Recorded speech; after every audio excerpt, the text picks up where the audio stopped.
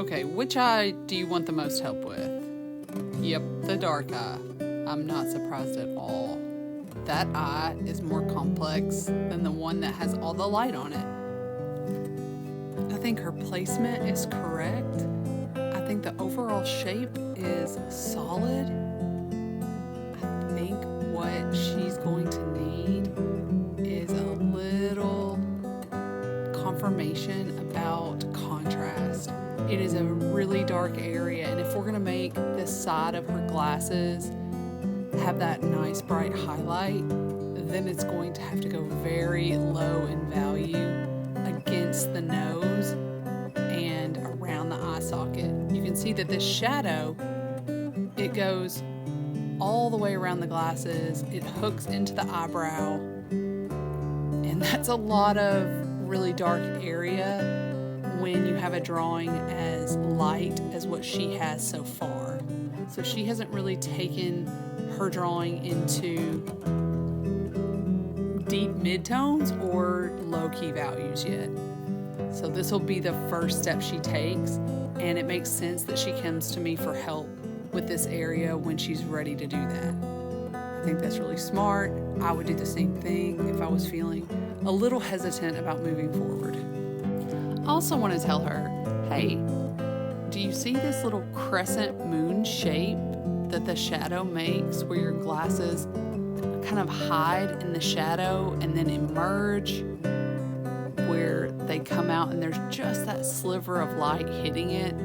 Some things like that, which I see right away and I know are going to be kind of a big deal or a powerful statement as far as contrast goes. Sometimes beginners don't see those as important or meaningful. They want to really draw the eye.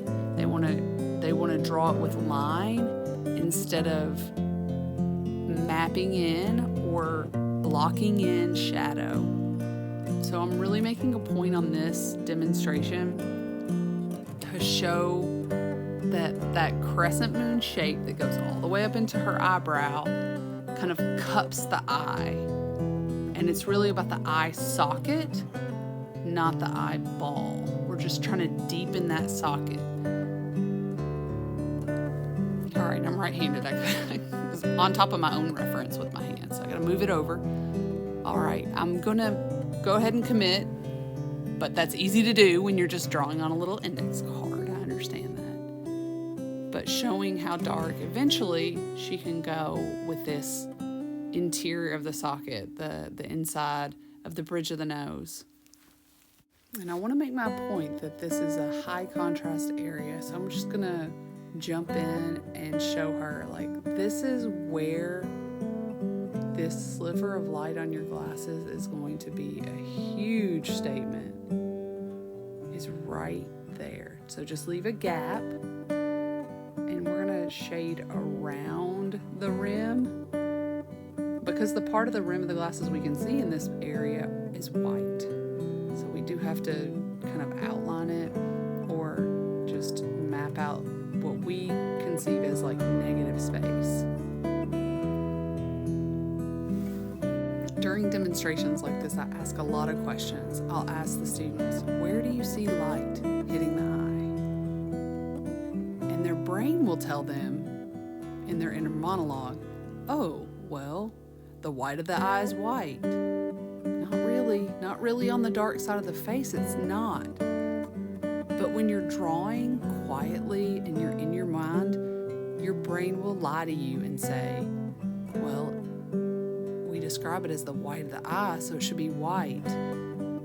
But in this case, it's in some really dark shadow, and there's not a lot of high key values in the interior of this lens of the glasses. There's just not a lot. So I'm going to use the 6B graphite that I lay down against the hair, and I'm going to brush it over into that side of the eye or into that little eye socket, and then I'm going to pull back the light with the eraser. I wanted to get some more of the environment around this eye mapped out so she could see what her glasses do, and now I'm ready to kind of push into the paper a little bit more. Remember, it's pressure and pencil.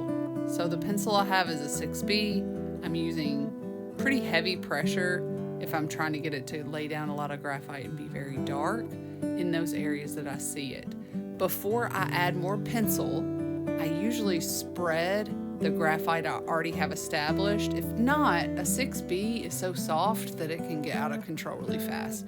So I encourage my students, I encourage anybody who's learning just to lay down some dark areas with a 6B that you know are going to blend, and then use what you have. So use what you have already established, and then you can always add more, but getting rid of it is kind of a pain sometimes.